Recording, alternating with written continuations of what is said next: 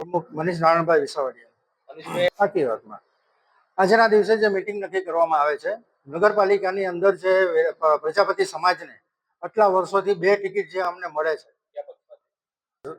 ભારતીય જનતા પક્ષમાંથી જે મળે છે આટલા વર્ષોથી અમારો જે પરિવાર અમારો જે સમાજ છે એ હંમેશા ભારતીય જનતા પક્ષને વફાદાર રહ્યો છે અને હંમેશા એના સંદર્ભમાં જ કામ કર્યું છે. અત્યાર સુધીમાં અમે કોઈ દિવસ કોઈ પણ એની ડિમાન્ડ નથી કરી.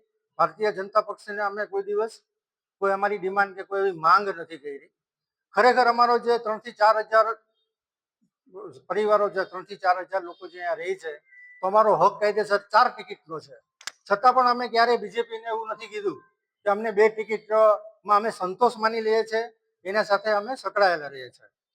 પર વખતે 2 ટિકિટ જે અમારો હક છે, હક જ એક ઓચિંતાનું જ અમને એવું કહેવામાં આવ્યું તમને એક જ ટિકિટ મળશે. અમે પણ ખુદ અચંબામાં રહી ગયા કે એક જ ટિકિટ શા માટે એમ. એ પણ અમે આની પહેલા પણ એવો વિચાર કરેલો કે અમને હંમેશા બે લેડીઝને તમને ટિકિટ મળે છે. આ વખતે જેન્ટ્સની ટિકિટની માંગ કરવાની હતી, છતાં પણ અમે નથી કરી કે ભાજપ સાથે આપણે એવું નથી કરવું, હંમેશા જોડાઈને રહીએ છીએ. માત્ર એક જ ટિકિટ અમને આપવામાં આવે છે. એ પણ અમને 1 નંબરમાંથી એક ટિકિટ મળી છે. 8 નંબરમાંથી જે મળવી જોઈએ અમને મળવામાં આવી નથી. દુઃખની બાબત તો એ છે કે અમને વિશ્વાસમાં પણ લેવામાં નથી આવ્યા. આટલા વર્ષોથી લોકો સાથે જોડાયેલા છે, એટલા વિશ્વાસમાં રહે છે. અમારો ભોળો સમાજ છે, છતાં કોઈ વિશ્વાસમાં નહીં, કોઈ બાબત નહીં. અને સીધું એક ટિકિટ અમે હોદ્દેદારોને જ્યારે ફોન કર્યા, અત્યારે મને રોજથી 30 થી 40 ફોન આવે છે.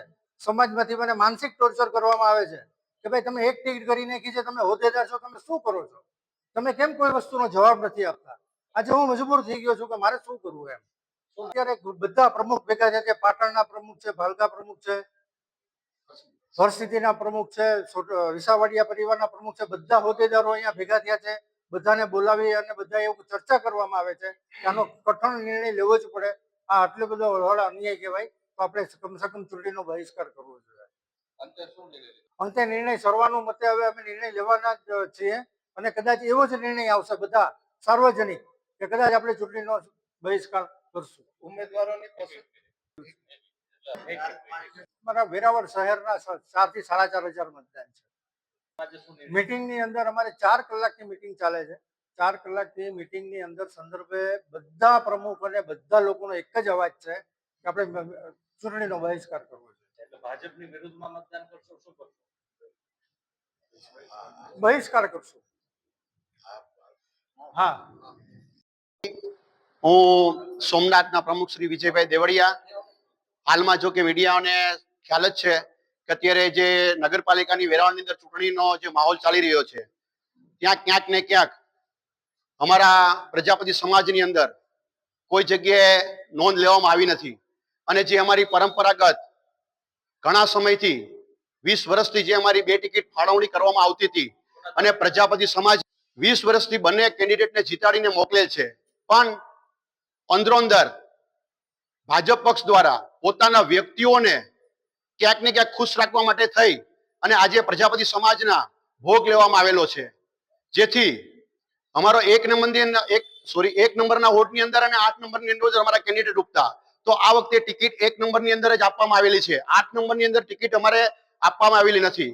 તો આજે અમારા સમાજની અંદર અલગ અલગ વિસ્તાર, જેમ સોમનાથની અંદર અમે 100 ઘર ધરાવીએ છીએ, 400 વ્યક્તિ છે, પણ અમને જે તે સમયની અંદર આપણે નગરપાલિકાની અંદર 2 ટિકિટનું વિતરણ કરવામાં આવતું હતું, તો સોમનાથ સમાજ છે તેમની સાથે જોડાઈ અને અમે વફાદારીથી વોટિંગ કરાવતા.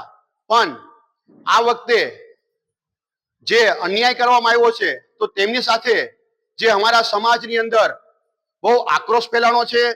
અને અમે આજની અંદર જે 3 થી 4 કલાકની અંદર મારા મીટિંગનો દોર ચાલુ રહ્યો છે અને તેમાં બધા સૌરવ પ્રમુખની સાથે મળી અને અમે એક નિર્ણય ઉપર આવ્યા છે કે ભાઈ પ્રજાપતિ સમાજની સાથે જે કંઈ અન્યાય કરવામાં આવે છે, જે કંઈ અનદેખાઈ કરવામાં આવે છે, એ આજે પણ સહન નહીં થાય અને કાલે બી કરવામાં નહીં આવે. તો આવનાર સમયની અંદર અમે આને વિશેષ કડક પગલાં લઈ અને પ્રજાપતિ સમાજ શું છે એ અમે પક્ષને બતાવી કાઢશું. નિર્ણય એ કર્યો છે, આવનાર સમયની અંદર બધા ફરી પાછા પ્રમુખ બોલીને જનરલ સંમેલન બોલાવશું અને બીજેપીનો અમે બહિષ્કાર કરશું.